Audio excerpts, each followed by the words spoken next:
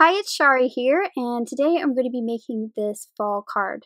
When I made the card you see here for Inspiration Week, Kelly told me there was a request from one of the comments to do a video on how I made this card.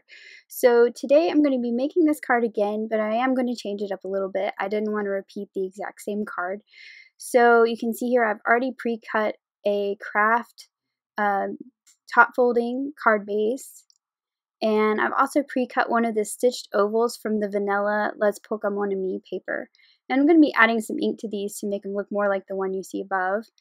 And I'm also going to be doing the stitched, or the scallop, rectangle that goes behind it, and it's going to go behind the oval. So to do that, we are going to ink these things. So I'm going to be using the Distress Watercolor cardstock. And I'm going to get out two pieces. I'm going to need one to cut the rectangle from and one to cut the leaves from and the sentiment that you see there. So I do need a couple of these leaves cut twice, but I at least need one of all of them. So I'm going to put them on my Distress cardstock here. Distress Watercolor cardstock. I really like this. I think that the Distress inks blend very well on this paper. So that is why I'm using it. And I like the texture that it has as well. And let me get out my Scripty Thanks die.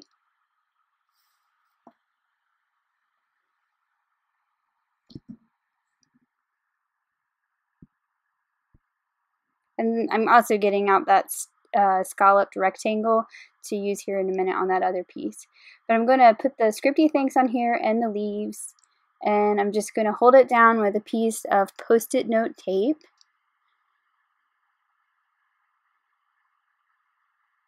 And then I'm going to run that through my die cut machine and cut all those pieces out.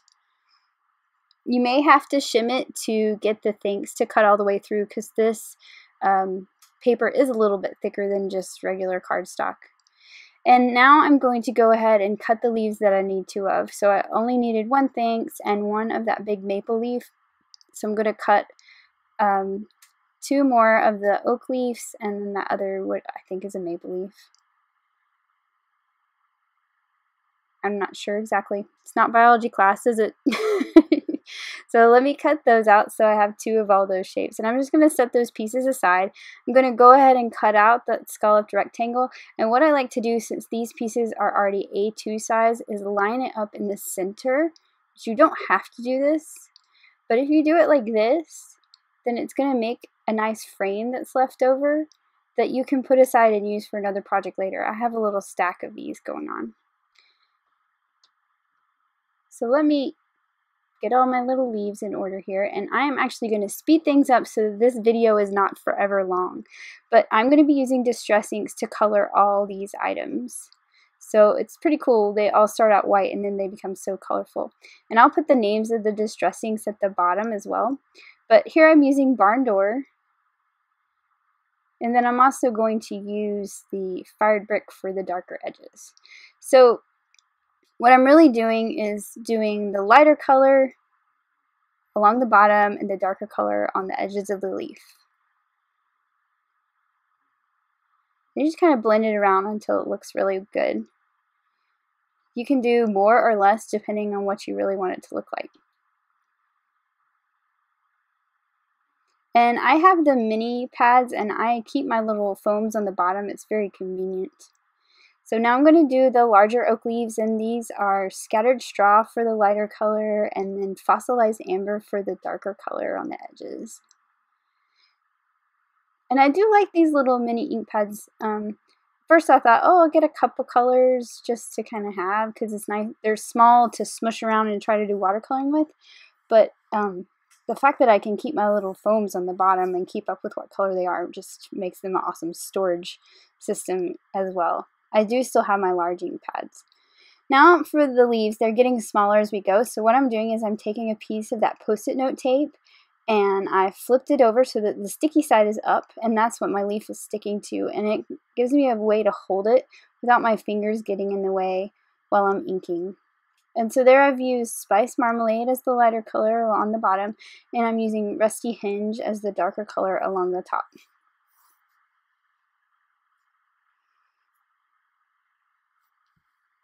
That little piece of tape really helps hold it so that you don't get any fingerprints in your ink.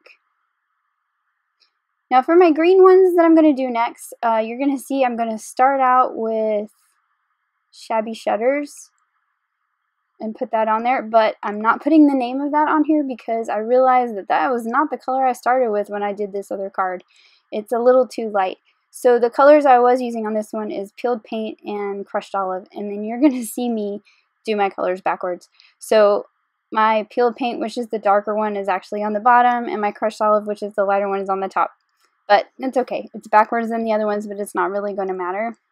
Just make sure that you do the other one the same. So if you mess up, it's not a big deal. Just try to make them even. So Crushed Olive on the outside and Peeled Paint on the bottom of the leaf. And lose a little bit of my sticky there from ink. And now that tape really helps with inking the sentiment as well. And I'm using Gathered Twigs just to make that white sentiment all dark and brown. And you can just kind of pounce the ink onto this because you just want even coverage. Just be careful rubbing so that you don't bend it up. And then I'm going to use the same Gathered Twigs to ink up the edges of that scalloped rectangle. Now I only really need to do the edges because the center is going to get covered by the oval. So as long as I do the corners that are going to get seen, I'm good.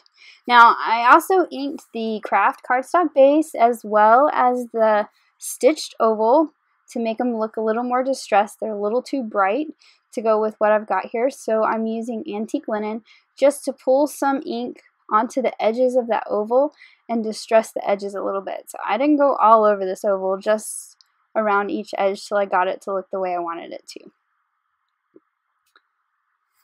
And then I'm going to do the same thing to the craft cardstock base. You can see how light it is there without any ink. This gives it a little more texture, a little more interest. So I'm using frayed burlap to ink the cardstock base. And I'm just going around the edges. It's a little splotchy. A lot of it's going to smooth out as it dries, and most of it's going to get covered up by that scalloped rectangle. So now it's time to assemble some pieces, and you'll see I have cut some more of the Scripty Thanks die from some craft cardstock, and that's because I'm going to stack them all on top of each other and make a thick sentiment. So I'm going to use some liquid glue to do this with, and I've got the Tombow Mono Multi Glue. You can use whatever you have. I like this because it has a really thin tip. So you want to do just a thin line of glue all along the sentiment so that we can stack these together. We don't want too much to squish out the sides.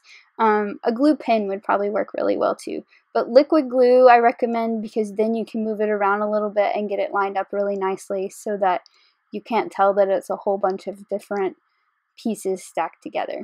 And you're going to repeat this process with each of those little die cuts. And then the last one you're going to do here is that dark inked one. We're going to make sure that one is on top. You could use any color of cardstock for these pieces behind it. Just know that you will see it from the side. So it actually would be kind of cool to do cardstock in the fall colors maybe. A red and yellow and an orange. Whatever you do on the side you will see. But now it's time to assemble the rest of the card. I've got the scalloped rectangle, put a little adhesive runner on the back. And I'm just going to center that up in the card base. See, all that part in the middle of the card base that didn't get inked is going to get covered up by this rectangle, so it really didn't matter. And then that ink part in the middle is going to get covered up by the not ink part in the middle, excuse me, is going to get covered up by the oval. So on here I've put some foam tape. Now this is actually thin foam tape, so it's not as thick as usual. And I believe this came off Amazon. I actually inherited it from a friend who bought it thinking it was a thick stuff, and it wasn't. But I like the thin tape actually, or the thin foam squares as well, because it lets you put some dimension on the card without adding even more bulk. This is already going to kind of be a bulky card just because of that stacked sentiment and the thickness of the leaves. So I'm doing the thin foam tape instead of a thicker foam tape. And now I'm going to place my leaves on here, kind of figure out where I want them. They're not glued down yet. I'm just kind of finding out their placement so I can figure out where to glue them down. And then I'm going to start with the little orange leaves because they're kind of the furthest back. And again, I'm going to use some liquid glue, and I'm going to actually use my tweezers so that I can kind of slide those in very carefully behind that leaf, figure out where I want it. Now I'm going to do the other side, and the reason I'm doing each side at a time is to keep it more symmetrical and even. You can kind of see where they're at. With the liquid glue, it lets you kind of adjust it a little bit before it really sticks down. Then I'm going to glue the yellow ones on here.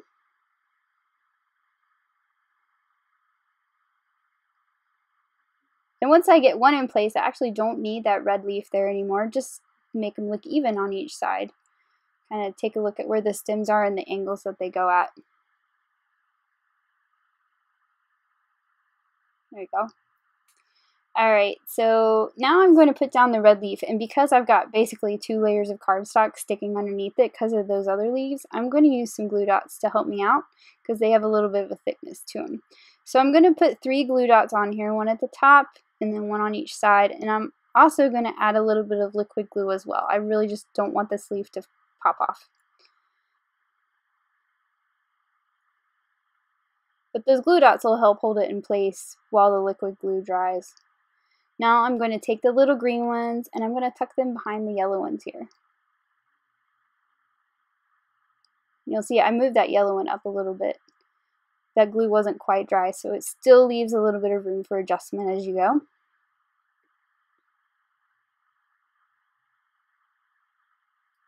Now that all my leaves are on, I can glue down my sentiment.